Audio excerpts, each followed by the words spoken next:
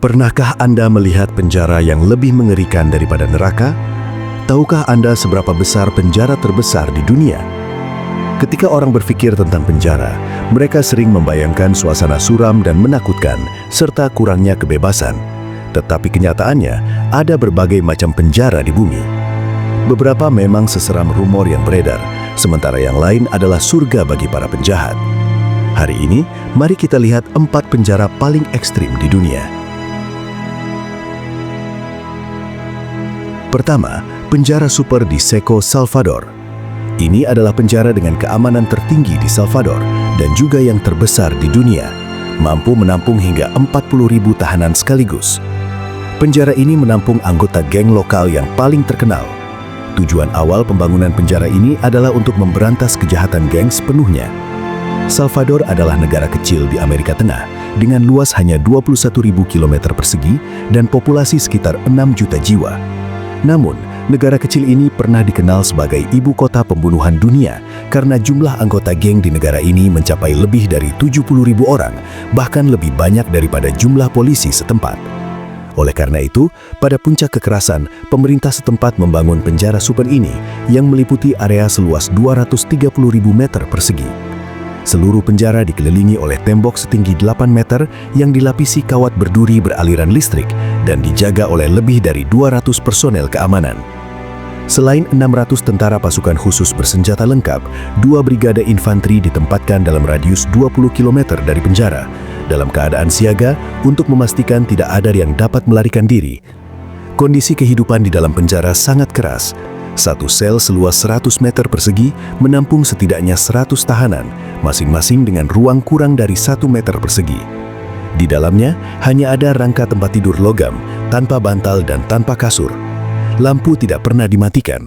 Setelah dipenjara, para tahanan tidak pernah melihat matahari atau bahkan mengalami kegelapan. Lebih penting lagi, para tahanan tidak memiliki hak asasi manusia. Selain 30 menit waktu istirahat setiap hari, mereka dikurung di sel mereka, kehilangan kesempatan kerja dan belajar, dan ditolak haknya untuk dikunjungi keluarga. Bahkan jika mereka meninggal di dalam penjara, keluarga mereka tidak diberitahu, seolah-olah mereka tiba-tiba lenyap dari dunia. Pemerintah setempat membangun penjara tersebut bukan untuk mereformasi para narapidana, tetapi untuk mengendalikan mereka dan sepenuhnya mengisolasi mereka dari masyarakat. Meskipun gaya pengelolaan yang tidak manusiawi ini telah memicu kontroversi besar, hal itu memang telah meningkatkan keamanan lokal dan mengurangi angka pembunuhan di El Salvador. Jumlah pembunuhan per 100.000 orang telah menurun dari 103 pada tahun 2015 menjadi 2,3 pada tahun 2023, menjadikannya salah satu negara dengan angka pembunuhan terendah di Amerika Tengah.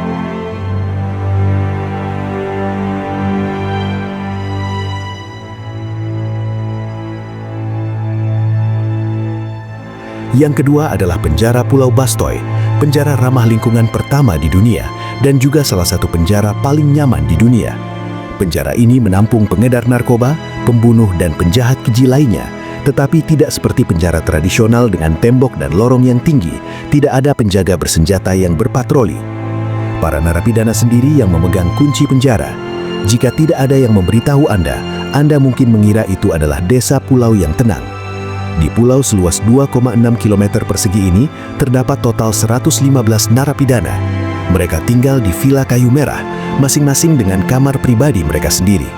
Pada siang hari, para narapidana diwajibkan untuk berpartisipasi dalam kerja paksa dan pelatihan, bekerja dari pukul 8 pagi hingga 4 sore, dengan istirahat makan siang selama 2 jam di antaranya. Setiap narapidana berhak memilih pekerjaan mereka sendiri. Beberapa pergi ke pertanian untuk memelihara ayam, bebek, sapi, domba, dan lain-lain, sementara yang lain memilih untuk menjadi petani atau juru kotan. Para narapidana mendapatkan sekitar 60 RMB setiap hari yang memungkinkan mereka untuk bekerja hingga akhir jam kerja. Setelah dibebaskan, para narapidana dapat sepenuhnya menikmati kebebasan mereka. Di musim panas, mereka dapat berenang dan memancing di pulau itu. Di musim dingin, mereka dapat menikmati sauna dan bermain ski. Mereka bahkan dapat mengundang keluarga mereka untuk berkunjung di akhir pekan. Meskipun penjara ini memberikan kebebasan maksimal kepada para narapidana, pelarian jarang terjadi.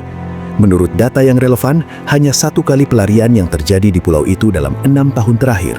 Hal ini karena pemerintah Norwegia membangun penjara tersebut dengan tujuan menciptakan masyarakat mini di pulau itu, memungkinkan para narapidana untuk belajar hidup normal dan berintegrasi kembali ke masyarakat lebih cepat setelah dibebaskan. Oleh karena itu, para narapidana di pulau ini tidak hanya tidak melarikan diri, tetapi juga menghargai kepercayaan dan kebebasan di pulau itu. Alasan penting lainnya adalah bahwa para narapidana di pulau ini awalnya dipenjara di penjara biasa. Mereka dipindahkan ke pulau ini untuk menyelesaikan hukuman mereka karena perilaku baik mereka yang konsisten. Jika terjadi upaya pelarian, mereka akan dikirim kembali ke penjara asal mereka.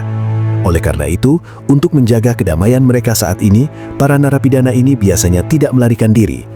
Pendekatan manajemen yang manusiawi ini telah menghasilkan tingkat residivisme hanya 16% untuk narapidana yang dibebaskan dari penjara ini, jauh lebih rendah daripada rata-rata dunia.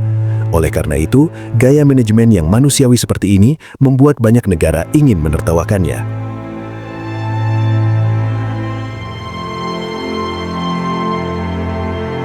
Yang ketiga adalah penjara Halden, yang merupakan penjara bergaya hotel paling mewah di dunia. Penjara ini dibangun oleh Norwegia selama lebih dari 10 tahun dengan investasi sekitar 1,08 miliar RMB. Penjara ini menampung 252 penjahat keji, tetapi mereka menikmati hidup layaknya di universitas. Tujuan awal penjara ini adalah untuk memungkinkan para narapidana mereformasi diri di hotel yang nyaman.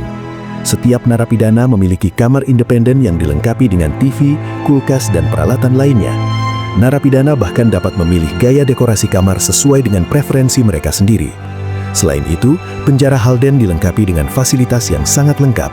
Ada kapel, pusat kebugaran, dan klinik canggih. Bahkan dapurnya berbintang Michelin.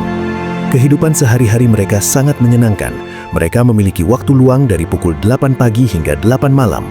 Penjaga penjara juga menyelenggarakan berbagai aktivitas dari waktu ke waktu. Mereka juga mendapat 2 kali kunjungan seminggu. Selama jam kunjungan, narapidana dapat melakukan apa saja yang mereka inginkan dengan pengunjung di ruangan yang tidak diawasi. Penjara bahkan menyediakan handuk dan kondom. Namun, gaya manajemen yang manusiawi di penjara Halden telah memicu kontroversi besar di masyarakat.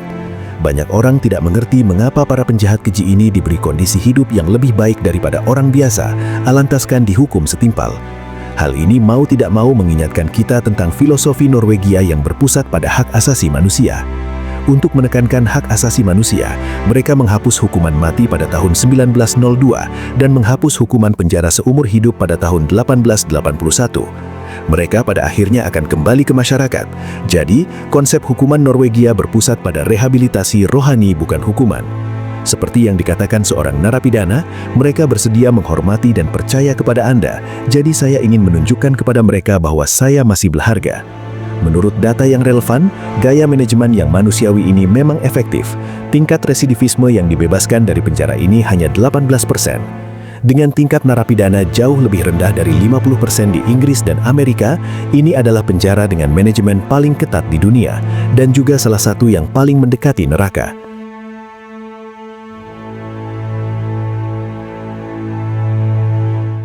ADX adalah tingkat keamanan tertinggi di Amerika. Jadi yang dipenjara di sini semuanya termasuk penjahat paling kejam dan berbahaya di Amerika, termasuk teroris, pemimpin geng, gantongan narkoba, dan pembunuh serial. Filosofi desain ADX selalu hanya 2, kontrol absolut dan isolasi total. Narapidana dikurung di sel seluas 7,5 meter persegi. Mereka tidak diizinkan menikmati hiburan atau interaksi sosial apapun, dan bahkan tidak diizinkan berkomunikasi secara verbal. Bahkan waktu olahraga 1 jam sehari dilakukan dalam lingkungan yang sepenuhnya terisolasi. Lebih jauh lagi, bahkan selama waktu olahraga yang terkontrol, setiap narapidana harus diawasi oleh 3 penjaga penjara. Selain itu, seluruh penjara dilengkapi dengan langkah-langkah keamanan berteknologi tinggi seperti perlindungan laser, sensor tekanan, dan pagar listrik.